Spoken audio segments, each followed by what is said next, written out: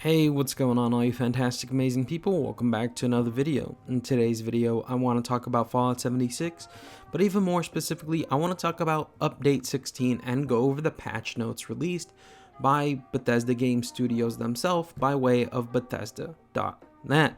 I have to say that update 16 at a glance looks really amazing, and it looks like there's a few game-changing features, and this is probably the biggest update that we've got in a while, and it's bringing some really cool stuff like limited time holiday events and activities and stuff like that, and multiple fixes for the game, which are always welcome.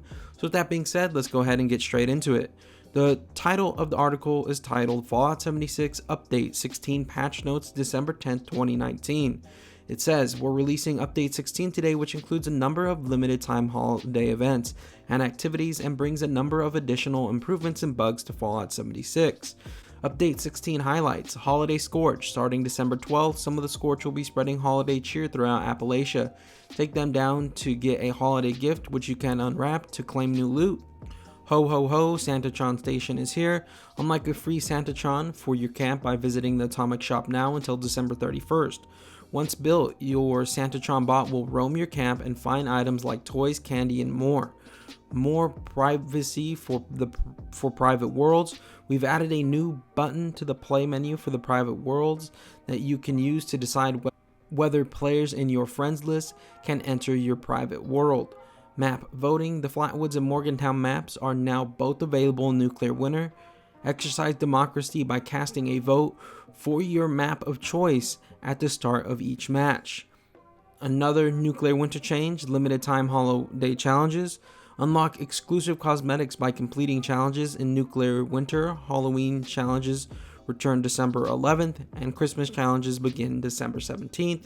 And it goes on to say update version. Download size for this update will be around 8 gigabytes for consoles and under 3 gigabyte for PC.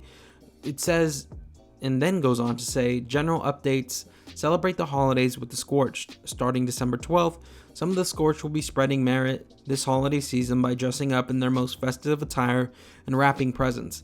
Take down these holiday Scorched and they will drop holiday gifts for you to unwrap. Open a holiday gift to see what the Scorched have given you, which may be anything from crafting components to aid items and even rare plans. Holiday gifts can be low, medium, or high quality, and the higher the quality of the gift, the better the chances for rare loot. Craft your own holiday gifts. Be sure to check in with your favorite vendors around Appalachia during the Holiday Scorched event, because they are selling wrapping paper that you can use to craft holiday gifts of your own to give to others. Holiday Scorched event dates: start date Thursday, December 12th at 11 a.m. Eastern Standard. End date Thursday, December 26th at 12 p.m. Eastern Standard. So this event is going to go on for a little longer than a week, about 2 weeks. Going on, it says Atomic Shop. Now until December 31st, you can bring a little holiday cheer to your camp by unlocking a free Santatron Collectron Station in the Atomic Shop. Build a Santatron Station in your camp, and your Jolly Santatron bot will wander the nearby area to look for toys, candy, and other items for you.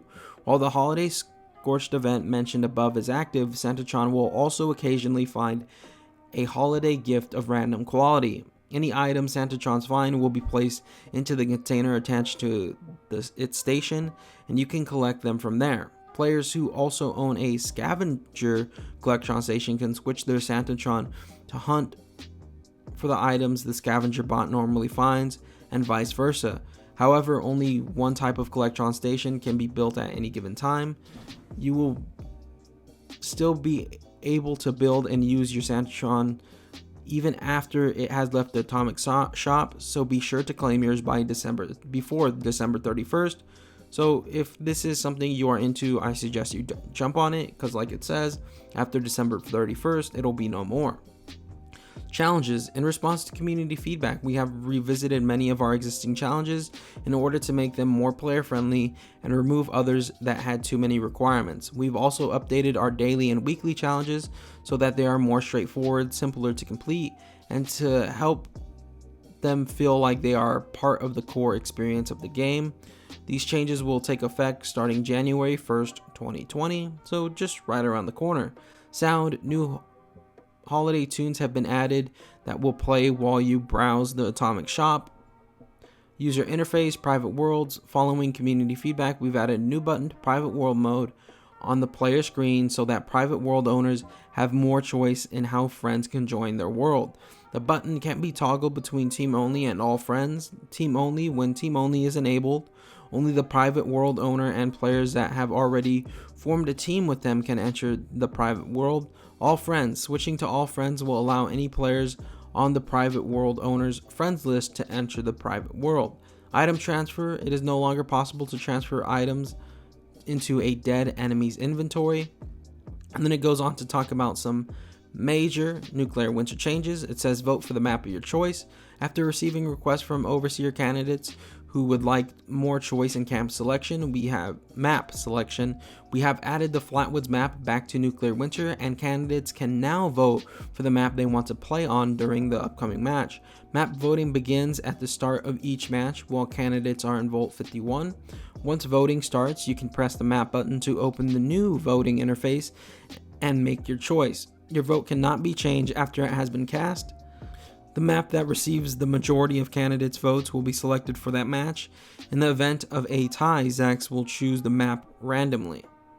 Happy Holidays candidates. Halloween themed challenges are back. It's a nightmare preceding Christmas, and all our Halloween themed nuclear winter challenges are making a comeback for a limited time. All 6 challenges and their cosmetic rewards will be available at once. You can also pick up right where you left off because any progress you made toward completing them in October will be preserved.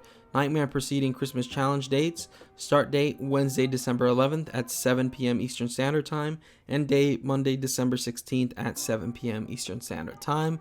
Going on, it says unlock festive cosmetics with 6 new Christmas challenges.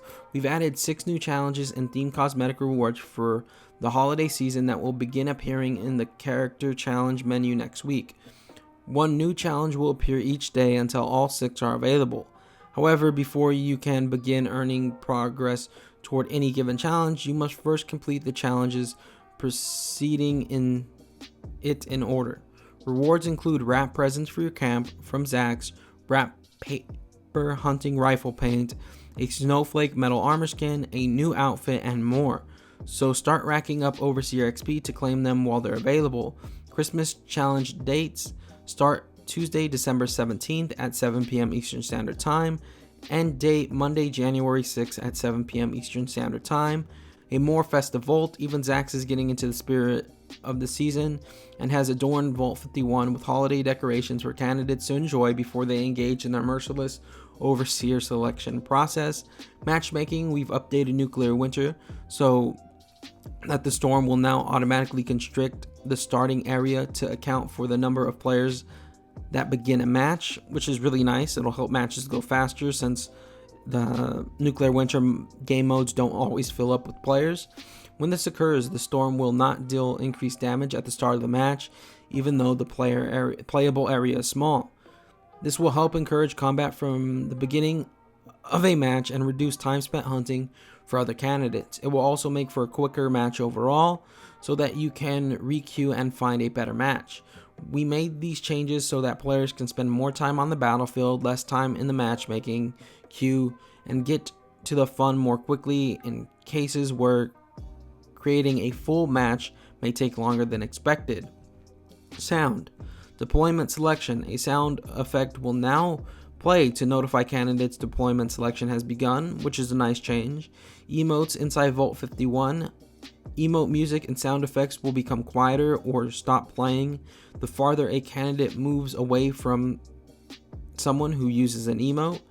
Overseer's tickets. New sound effects have been added that will play when earning or spending Overseer tickets in Nuclear Winter. User interface. Tutorials. New tutorial entries have been added to the terminals in Vault 51 that offer instructions for the choose your perks, color-coded item rarity, and map voting feature. So, the article then goes on to talk about a bunch of other fixes, general bugs and fixes for like adventure mode, and it also talks about some Nuclear Winter bugs and fixes. Now, I'm not going to read these all as there's a lot of them. we've already gone over what I think is the most important stuff, but I'm going to quickly show you guys this stuff in a slideshow. So first, starting off, you have general bugs and fixes, and you have art and graphic changes. Nothing too fancy in the art and graphic changes, but every update is a good update in my opinion. Going on, it talks about camp, crafting, and workshops. Nothing too fancy here, just a few little fixes, not much. Going on, it talks about combat. Then it goes on to talk about enemy, and more specifically enemy corpses, and how enemy corpses no longer sometimes disappear shortly after death, which is a very nice change.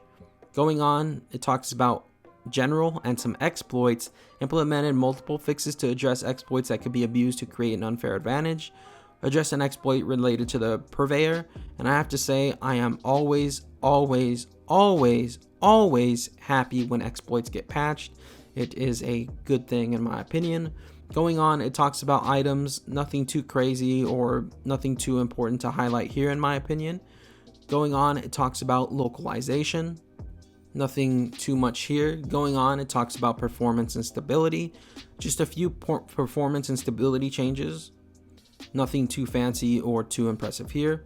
Going on, it talks about quest and events. Just a few little quest fixes for First Contact, Minor Miracles, Monster Mash, and Officer on Deck. Nothing too crazy or too insane, but improvements to quest and events are always welcome in my opinion. Going on, it talks about just some simple user interface stuff.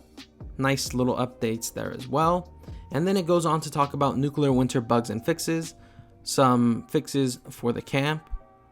An exploit, which addressed an exploit that could allow players to remain in stealth longer than intended. Bobblehead change. And then it goes on to some user interface change. But nothing too crazy or too insane here. But overall, a good update. A lot of general bugs and fixes, both for adventure mode and for Nuclear Winter.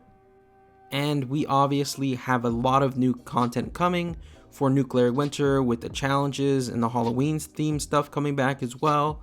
And we have a lot of stuff coming to adventure mode. The Atomic Shop got updated with a bunch of holiday themed items. You know, we have the Santatron station now. We have the Holiday Scorched event coming in a few days. You have the private world changes that happened. So, and we also have map voting for Nuclear Winter now as well. So a couple of good changes in my opinion, well needed ones. It looks like this patch in my opinion was focused on more quality over quantity, which was really nice. I remember, I don't know if it was 2 patches ago or 3 patches ago, but they fixed a bunch of stuff and it looked really good at first, but then it turned out not to be so good. But it looks like this is a quality patch in my opinion. I've played a little bit today, but not much obviously. So yeah, really nice patch in my opinion. Let me know what you guys think in the comment section down below. What do you guys think were a few nice fixes? What are you guys excited for? Anyways, I love you all. I hope to see you back here in the next one. But until then, remember to stay awesome and bye-bye everybody. Thank you for watching and I'll see you next time. Have a good one and peace.